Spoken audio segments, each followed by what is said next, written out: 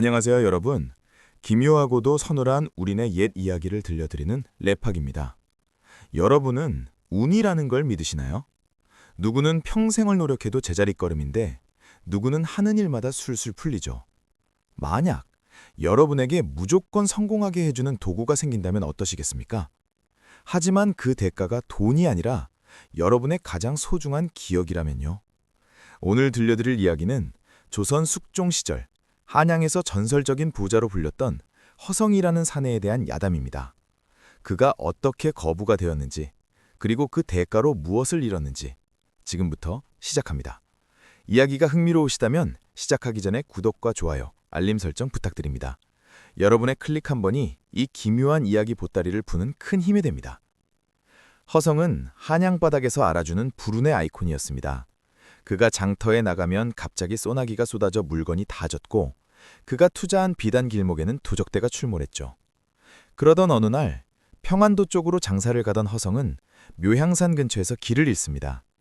해는 저물고 안개는 자욱한데 저 멀리서 희미한 등불 하나가 보였죠. 그곳에는 웬 노인이 낡은 부채 하나를 들고 앉아 있었습니다. 허성은 하룻밤 묵어가기를 청했죠. 노인은 흔쾌히 허락하며 허성의 관상을 보더니 혀를 찹니다.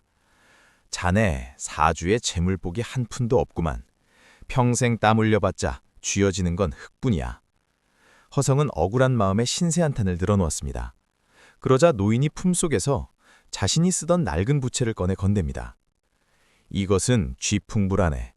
장사를 할 때 이 부채를 한 번 붙이면 사람들의 마음을 사는 바람이 일고 두 번 붙이면 황금이 쏟아지는 운이 따를 걸세.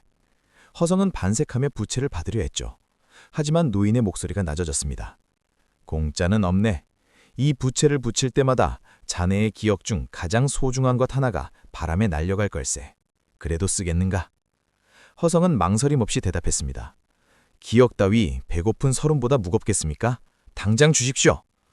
한양으로 돌아온 허성은 시험 삼아 저잣거리에서 부채를 붙였습니다. 기적 같은 일이 벌어졌죠.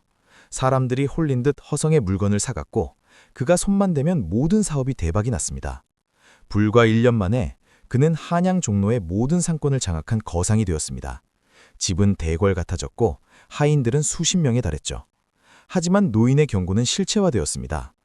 어느 날 저녁 진수성찬을 앞에 두고 허성은 옆에 앉아있는 여인을 멍하니 바라봤습니다.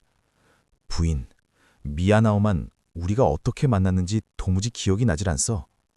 부인은 울며 대답했습니다. 서방님, 우리가 가난하던 시절 산속에서 서로 의지하며 죽을 고비를 넘겼던 그 맹세를 벌써 잊으셨단 말입니까?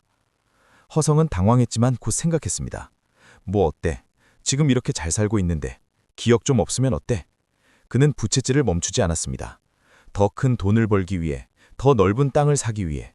부채를 붙일 때마다 그의 머릿속에선 고향 친구들과의 추억, 부모님의 마지막 유언, 자신이 누구였는지에 대한 본질적인 기억들이 하나씩 연기처럼 사라졌습니다. 자, 여기서 잠깐.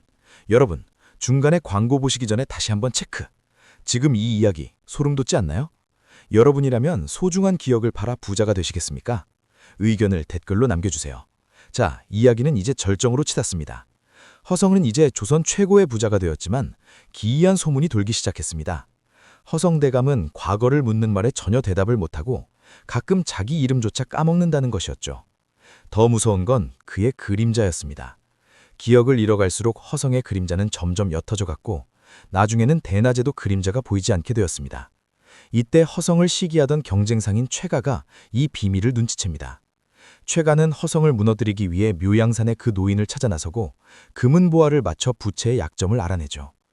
그 부채는 기억을 다 쓰고 나면 마지막엔 존재 자체를 먹어치운다네. 최가는 허성을 연애에 초대해 계속해서 사업 이야기를 꺼내며 허성이 부채를 쓰게 유도합니다. 허성은 자존심 때문에 그리고 욕심 때문에 그날 밤 부채를 수십 번이나 붙이고 말았습니다. 연회가 무르익었을 때 허성은 최가에게 압도적인 승리를 선언하며 마지막으로 크게 부채질을 했습니다. 순간 연회장에는 서늘한 바람이 불었고 허성의 머릿속에 남아있던 마지막 기억, 자신이 상인이라는 사실마저 사라졌습니다. 그러자 갑자기 허성의 몸이 공기 중으로 흩어지기 시작했습니다. 내가 왜 여기 있지? 여긴 어디지? 나는 누구지?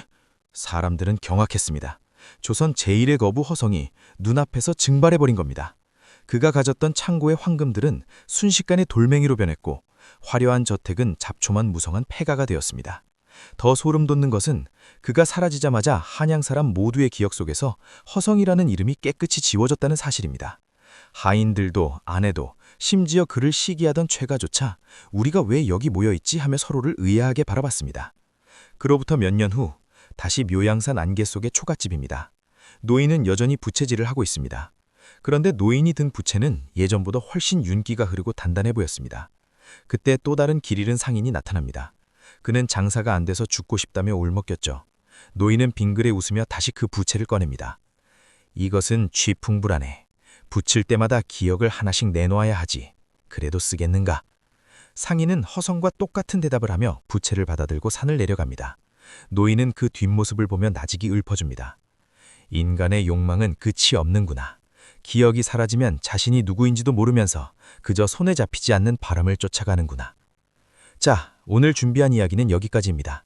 허성은 결국 부자가 되었지만 정작 그 부를 누릴 자기 자신을 잃어버리고 말았습니다.